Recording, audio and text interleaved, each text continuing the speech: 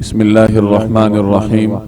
حضرت جابر رضی اللہ تعالی عنہ سے روایت ہے کہ نبی کریم صلی اللہ علیہ وسلم نے ارشاد فرمایا، جس کا مفہوم یہ ہے کہ تم لوگ مسجد میں اس طرح صفیں کیوں نہیں بناتے جس طرح ملائکہ اللہ کے سامنے صفیں بناتے ہیں؟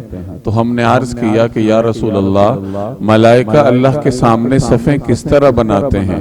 تو رسول اللہ صلی اللہ علیہ وسلم نے ارشاد فرمایا کہ وہ اگلی صفوں کو پہلے مکمل کرتے ہیں اور درمیان میں خالی جگہ نہیں چھوڑتے۔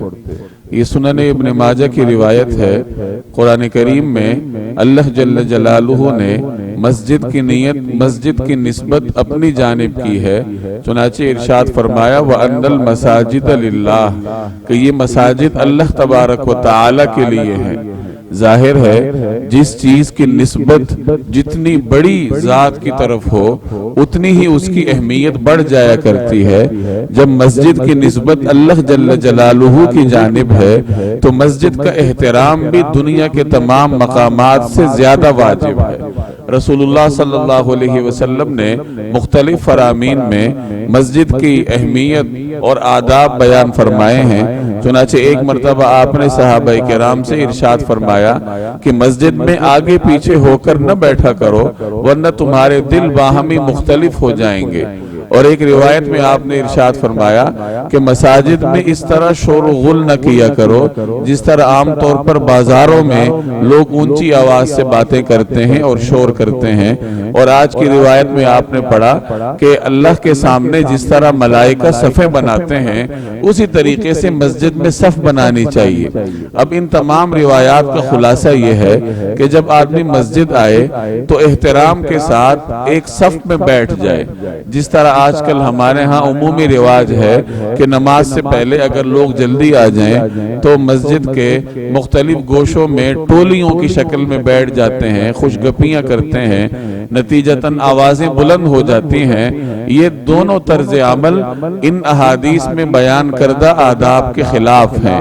پہلی روایت میں آپ نے پڑھا کہ مسجد میں آگے پیچھے ہو کر بیٹھنے سے گریز کرنا چاہیے ورنہ اس سے دل مختلف ہو جاتے ہیں۔ تو معلوم ہوا کہ جب کوئی آدمی مسجد آئے تو اسے ادب کے ساتھ کسی صف میں اپنے لیے جگہ تلاش کر کے بیٹھنا چاہیے۔ نمبر 2، خاموشی کے ساتھ بیٹھا جائے۔ نمبر 3، جب نماز کے لیے صفوں کی ترتیب بنے تو پہلے اگلی صفوں کو مکمل کیا جائے، اور جب کسی صف کے درمیان خالی جگہ ہو تو پہلے اس خلا کو پر کیا جائے، اس کے بعد پھر پیچھے صف بنائی جائے۔ اور جب بھی مسجد میں صف بنائی جائے تو درمیان سے بنائی جائے گی۔ امام درمیان میں کھڑا ہوتا ہے تو امام کی جگہ کو دیکھتے ہوئے پیچھے والے حضرات اپنی اپنی صفیں بنائیں گے، تو درمیان سے صف بنائی جاتی ہے اور صف کو دونوں طرف سے برابر رکھا جاتا ہے، اور ہر ممکن کوشش کرنی چاہیے کہ پہلی صفوں میں جگہ مل جائے۔ چنانچہ ایک روایت کا مفہوم ہے کہ اگر لوگوں کو پتہ چل جائے کہ اگلی صف کا ثواب کتنا زیادہ ہے تو لوگ آپس میں قرآن اندازیاں کریں پہلی صف میں جگہ حاصل کرنے کے لیے۔ اب اندازہ لگائیے کہ کتنا ثواب ہوگا پہلی صف میں کھڑے ہو کر نماز پڑھنے کا۔ تو ان تمام تر آداب کو پیش نظر رکھتے ہوئے مسجد میں بیٹھ کر نماز پڑھنے کا اہتمام کرنا چاہیے۔ اللہ تبارک و تعالی مجھے اور آپ کو عمل کرنے کی توفیق عطا فرمائے۔